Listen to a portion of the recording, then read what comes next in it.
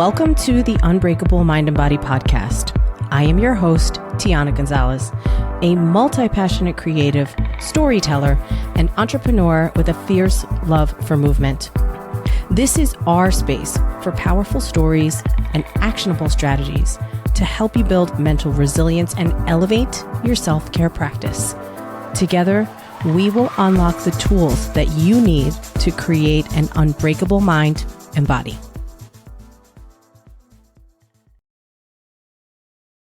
Welcome back to the show. I am your host, Tiana. We need to talk about something because I'm seeing a pattern in the gym and I want to address it. Now, I have some notes down in front of me, and today I'm going to try recording the show with my mic in my hand. I know that I talk a lot with my hands, and I also realized that the last episode I was a little close to the camera. Now, if you're new here, this is my second video podcast episode. So we're working out the kinks and I'm learning as I go. So bear with me.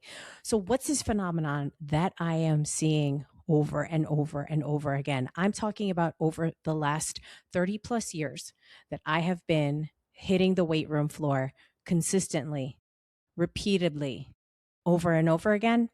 And it's that there are women who will come into the gym 4, 5, 6 days a week.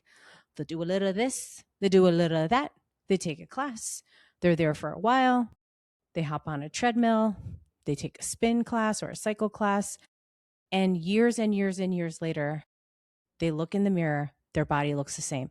They do not see any tangible physical manifestations of changes in their physique. They don't necessarily feel stronger, and they don't see muscle anywhere on their body. Now, I almost said muscle tone. If you're one of my long-term followers, you know that I don't really love the word tone, but for the purposes of this conversation, I understand what people mean when they say tone. Tone is not really a thing, but I'm also not in the interest of making people feel stupid if they use that word. But what you mean by saying tone is having definition. And in order to have definition, you need to have muscle to define. So in order to have muscle to define, you need to build muscle. And if you're working out in the way that I just explained, where you're doing a little of this and a little bit of that, and you're going here and there, and you're doing whatever the fuck you want with no structure, no organization, and no plan, are you building muscle? Maybe, maybe not. So that's what we're going to talk about today. Now, I don't want to hurt anyone's feelings. And if what I just described sounds like you or sounds familiar, don't let your feelings be hurt, because we can change this and we can change it today. And that is the best part of this. And I also want you to realize that all of your effort has not been wasted. There is value there. Okay. But first, what we need to do is figure out what's the difference between working out and strength training. And we're going to define what those two things are. And then I'm going to explain to you what the challenge is and why you are probably not seeing the results that you want. It's not because of a lack of consistency. It's not because you're not disciplined. It's not because you're not a gym person. You very well may be someone who is going consistently, religiously, loving the gym, but it's about what you're doing when you're in those walls that makes all the difference.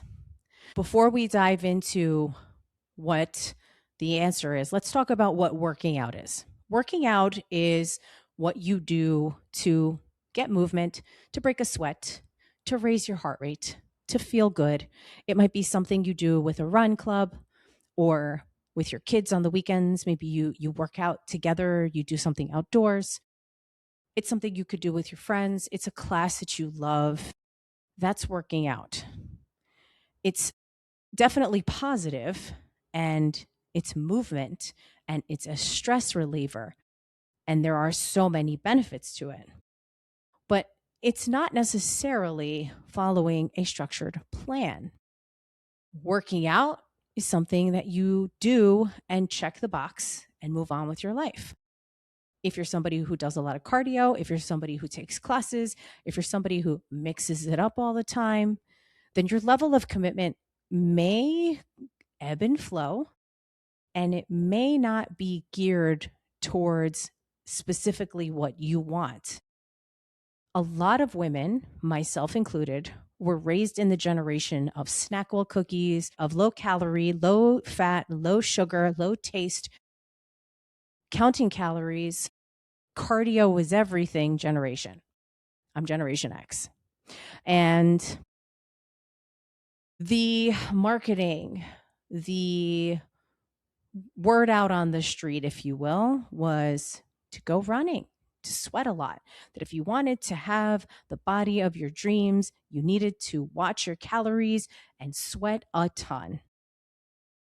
And I know that that's not true. Why? Because I've done it. So I would say for probably the first 5 to 10 years of my training, history, experience, yeah, I was working out in the weight room, but I was also doing a ton of cardio. And I also sat in the sauna, and I also would go out on the hot summer days and go for a run because I thought that sweating a lot, burning a ton of calories was the answer.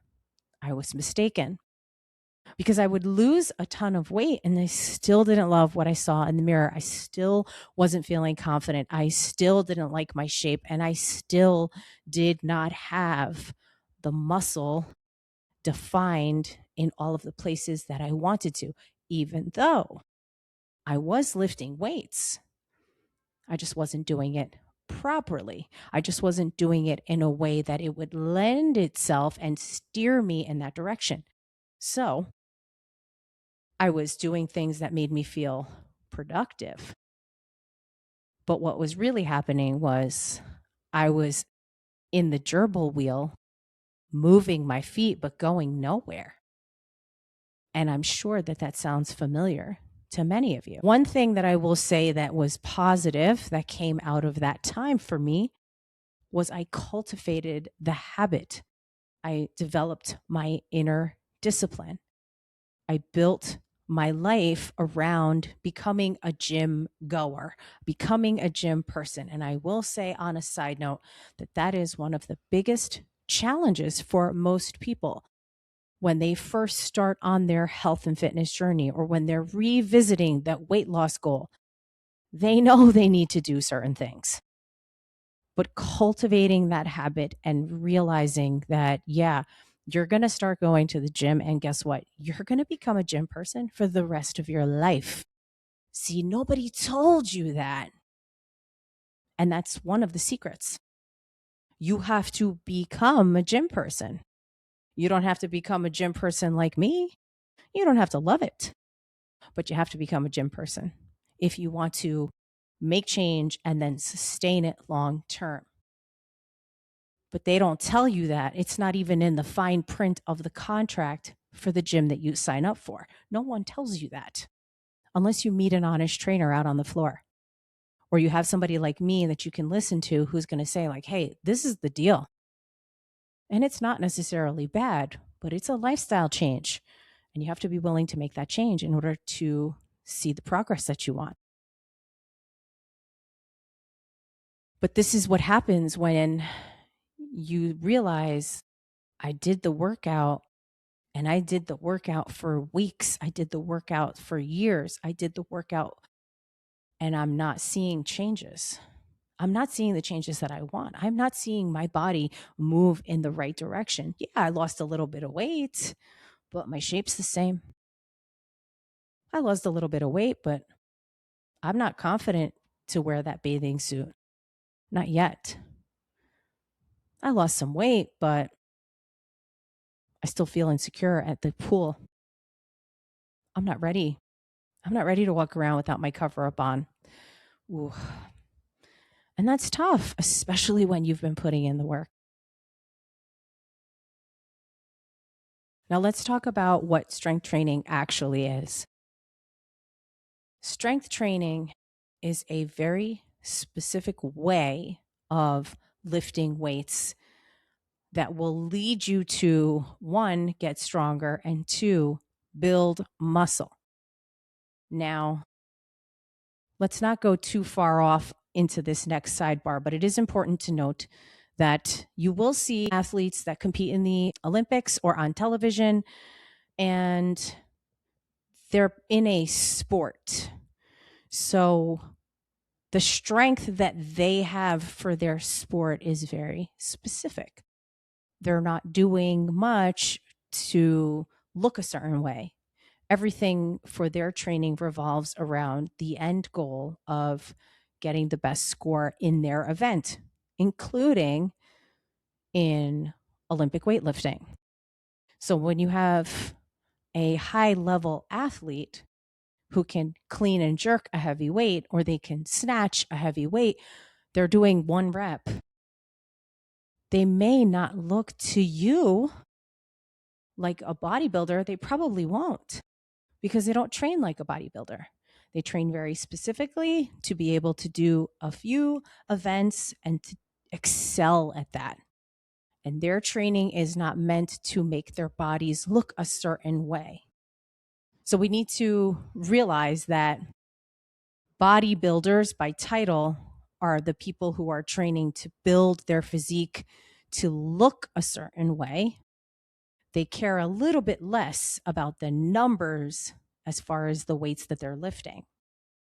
And weightlifters are very much focused on the numbers and on the weight on the barbell, very specifically down to the half pound or the quarter pound, because they're competing against each other on one rep of these movements. So the focus is on the numbers and far less on what their bodies look like. It's more about what their bodies do. Now, let's reel it back in, because we could actually talk about that for a whole episode on its own. But the point of this conversation is to really focus on strength training to get stronger, like general preparedness, as well as to build muscle. Now, what's really cool about building muscle is you get to decide what body parts you want to train, how frequently, and the volume. So I'll give you an example. This is me a few years into my weight training journey. And this was taken at the beach, probably before my either junior or senior year of college. I'm not really sure what year it was. But I remember getting these photos developed, and I remember being extremely disappointed because I had put in so much effort in the weight room and doing cardio, like I mentioned earlier. And I felt like my body did not look like it was a model of the amount of work I was putting in. Years later, after putting tons of focus on building up my upper body so that I could compete, I did a few shows and then I took a break. And during that break, that was the years later, I focused on upper body. I focused on building my shoulders, my back, my chest, my arms, building out width to create the illusion of a very tiny waist. Now, what's funny is when I went back to the stage to compete in bodybuilding, a lot of people would say, "Oh my God, your waist is so tiny. What is it, like a 22 or a 24?" No, it actually wasn't, but it was more like a 26 or a 28. But I created this illusion from building muscle in the gym. And so I was able to do well my second run in bodybuilding shows. In fact, I got my pro card in 2010. And what's funny is I had spent so much time focused on my upper body. I actually neglected my legs because I used to think, oh, my legs are so muscular. I don't need to work them out as much. You do. Muscle is a tissue. It is a living organism. You need to work it to keep it alive, to keep it going. If you don't train your muscles, they will atrophy. And guess where my muscles were atrophied? In my glutes. Because my whole life I had been bottom heavy. I was really curvy. I had that hourglass shape. And I didn't feel like I needed to train my glutes because I had a big butt. I used to get made fun of actually as a kid. So now here I am years later. And when I dieted down for competitions, my butt was flat. So I had to go back to the drawing board and learn how to train my glutes again. And it turned out I had pretty weak glutes because of years of neglect. But the moral of the story is you can decide where you want to sculpt and add muscle to your frame. You can create the shape that you want by training it deliberately and intentionally. You can choose how to develop your body, which I think is amazing. You can get stronger in the process and you can build the shape that you want. And you can do that by following a strength training protocol. Strength training is truly lifting weights on the weight room floor. You're focused on one set at a time. You're in the zone. You're concentrated on your breath. And the goal is to lift as heavy as possible safely and to hit the desired rep range. So what's the desired rep range? Well, that is whoever's writing your program for you or your plan. If I tell you to do incline dumbbell presses, 4 sets, 8 to 10 reps, I want you to do it with a weight that is heavy enough that 8 reps feels really hard, 9 is almost impossible, and 10 you can barely do. That's the desired stimulus. If you get to the 10th rep very easily, especially if it's in the first set, I want you to go up a little bit. You probably will go up and stay there. And then again, when you rest and then get back into your working set, number 2, again, you're going to be focused on one thing at a time, exhaling at the proper time, making sure your body is in alignment, keeping your midsection engaged, and getting to that desired rep range again. You see, strength training is a lot slower. It is intentional. And you're not doing jumping jacks in between each set. You're not jumping up and down on a box in between each set. You can superset. And a superset would be something like if you were to do biceps and triceps because they're opposing muscles. So you could do 1 set of biceps, 1 set of triceps, and then you're going to rest, and then you're going to go back to the biceps. But when it's your bigger muscle groups, or when it's your compound lifts, you want to do 1 set and take a full and complete rest. This is another area where it's different from like a group class, or it's different from a small group training session, like if you were to do a CrossFit class or a High Rocks group workout, because they're going from one thing to the next thing, to the next thing, to the next thing. Strength training is 1, maybe 2 things at a time, resting in between and getting back to it. And the difference here is you're thinking about the whole week.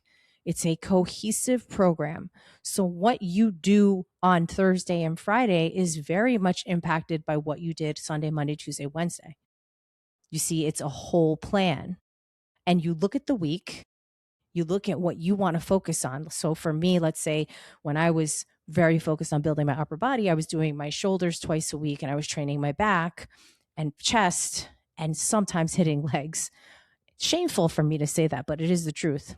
And I was looking at the whole week and thinking about my energy reserves, thinking about what I had going on in my life on any given day, like if I was coming home late from work or if I had to skip a workout because I had a late meeting or something like that. And then looking at the rest of the week and making sure that I was hitting the proper amount of volume to stimulate the growth in the areas where I wanted it the most. So when I'm generally writing a strength training program for someone, we consider first the number of days per week that they can get to the gym to lift weights.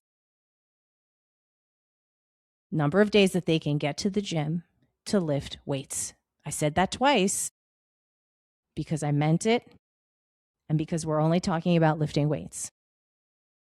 So if that's 3 days, 4 days, maybe 5 days, From there, you can then determine what else you can do. So if you are going to the gym 3 days a week, you're going to have 3 pretty long strength training workouts. And then maybe you'll go for a run on another day, or you'll do a hike, or you'll ride your bike, or you'll take a yoga class. But the 3 primary days of your workout routine are lifting.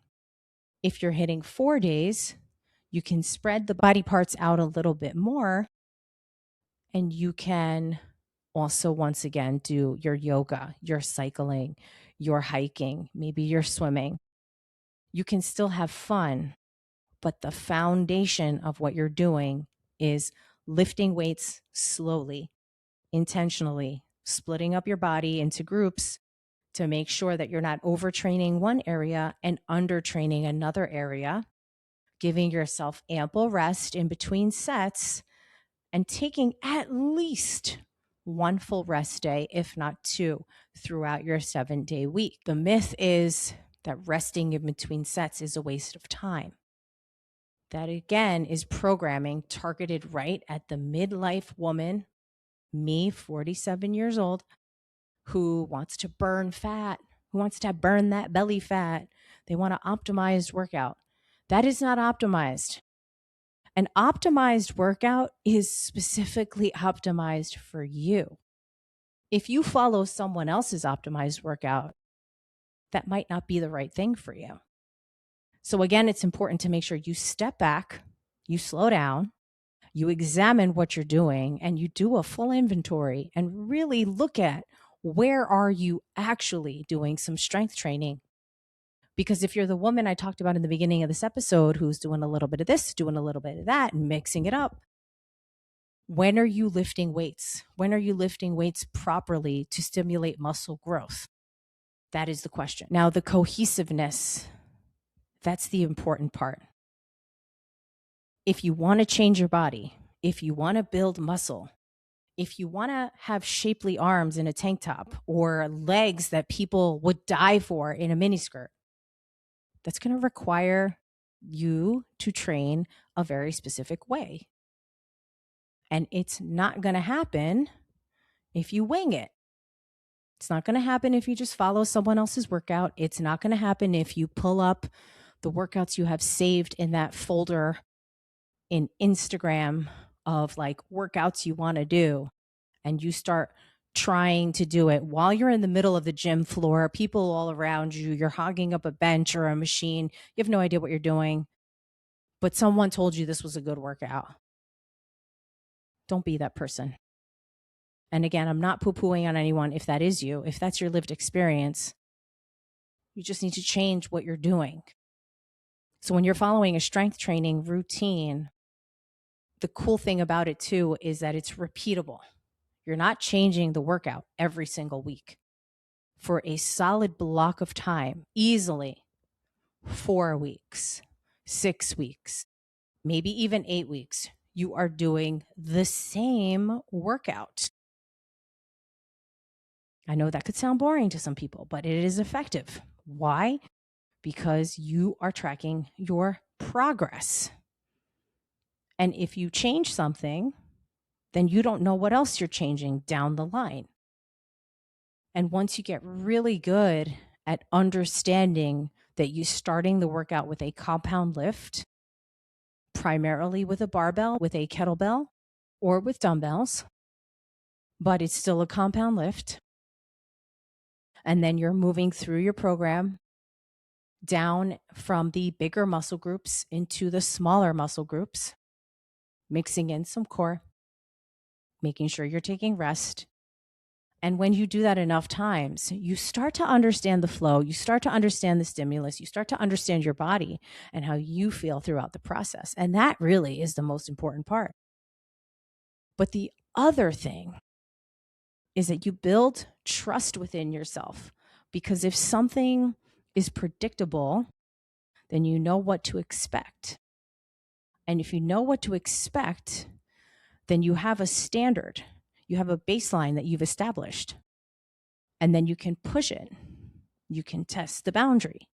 You can increase the weight. You can push yourself. You can add intensity. It would be reckless of me to tell you to just start going lifting heavy weight without knowing anything about you. What do you know about a strength training program? Have you ever done one before? If I told you to do this exercise, that exercise, and this exercise, would you be able to just make your way through the gym floor, hit 4 working sets at a challenging weight with great form and feel good about it and move on with your life? Maybe. But if that sounds completely foreign to you, then you need to take a step back. You need to slow down and you need to examine what you're currently doing and where you can make room for this.